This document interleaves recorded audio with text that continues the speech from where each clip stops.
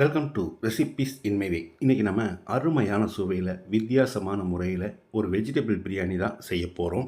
இதனோட சுவைக்கு இன்னும் கொஞ்சம் சாப்பிடலாமான்னு தோணும். அந்த அளவுக்கு ரொம்ப சுலபமாகவும் சுவையாகவும் இதை எப்படி செய்கிறது, இதுக்கு தேவையான பொருட்கள் என்ன பார்க்கலாம் வாங்க. அடிகனமான பாத்திரத்தில் தான் இந்த பிரியாணியை செய்ய போகிறேன். நீங்கள் குக்கரில் செய்கிறதா இருந்தாலும் செஞ்சுக்கோங்க. சின்னதாக 2 துண்டு பட்டை, 3 கிராம்பு, 3 ஏலக்காய், 2 பச்சை மிளகாய் நீல வாக்கில் நறுக்கினது, அரை கப் அளவு அதிகம் புளிப்பில்லாத தயிர், இது 100 மில்லி அளவு, 2 டீஸ்பூன் மிளகாய்த்தூள், இது அளவான காரத்தில் இருக்கும். காரம் அதிகமாக வேணும்னா இன்னொரு டீஸ்பூன் சேர்த்துக்கோங்க.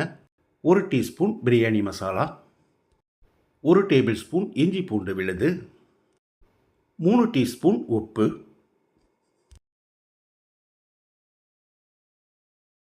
1 கைப்பிடி அளவுக்கு புதினா இலை, அதில் பாதி அளவுக்கு நறுக்கின மல்லி இலை சேர்த்து கலந்துடலாம்.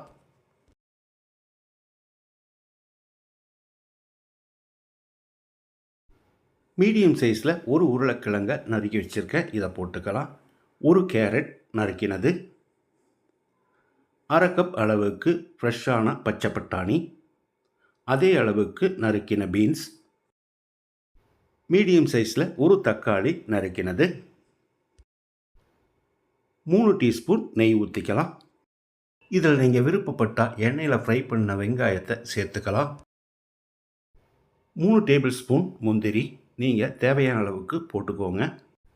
இது எல்லாத்தையும் நல்லா கலந்துடலாம்.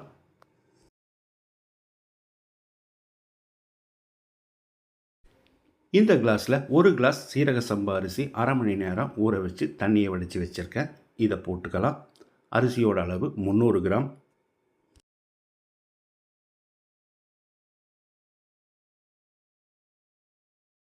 இப்போ இதுக்கு தேவையான அளவு தண்ணி ஊற்றிக்கலாம். நான் 1 கிளாஸ் அரிசிக்கு 1.25 கிளாஸ் தண்ணி சேர்க்கிறேன். குக்கரில் வைக்கிறதா இருந்தால் 1.5 கிளாஸ் தண்ணி சரியாக இருக்கும். குக்கரில் 2 விசில் விட்டு எடுத்துக்கோங்க.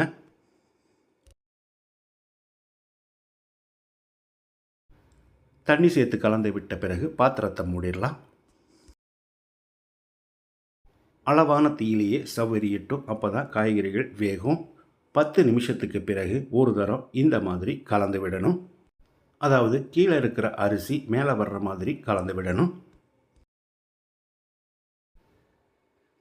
கலந்து விட்ட பிறகு ஸ்டவ்வில் ஒரு பழைய தோசைக்கல் வச்சு அது மேலே பாத்திரத்தை வச்சு மூடிடலாம். அளவான தீயிலேயே சவ்வரியட்டும். 10 நிமிஷத்துக்கு பிறகு ஸ்டவ் ஆஃப் பண்ணிவிட்டு ஒரு 15 நிமிஷம் தம்மிலேயே இருக்கட்டும். அதுக்கு பிறகு திறந்துக்கலாம். மணக்க அருமையான சுவையில் வெங்காயம் சேர்க்காம எண்ணெய் சேர்க்காம பிரியாணி ரெடி ஆயிருச்சு. இப்போ நான் இதில் கொஞ்சமாக நெய் சேர்க்கிறேன். நீங்கள் விருப்பப்பட்டால் சேர்த்துக்கலாம், இல்லைன்னா விட்டுறலாம். ரொம்ப சுலபமாகவும் சுவையாகவும் நான் செஞ்சுருக்கிற இந்த வித்தியாசமான பிரியாணியை இதே மாதிரி இதே அளவுகளோடு நீங்கள் செய்து பாருங்கள். இந்த வீடியோ பிடிச்சிருந்தா லைக் பண்ணுங்கள், கமெண்ட் பண்ணுங்கள், ஷேர் பண்ணுங்கள். சப்ஸ்கிரைப் பண்ணாதவங்க சப்ஸ்கிரைப் பண்ணுங்கள். மறக்காமல் பெல் பட்டனை கிளிக் பண்ணுங்கள்.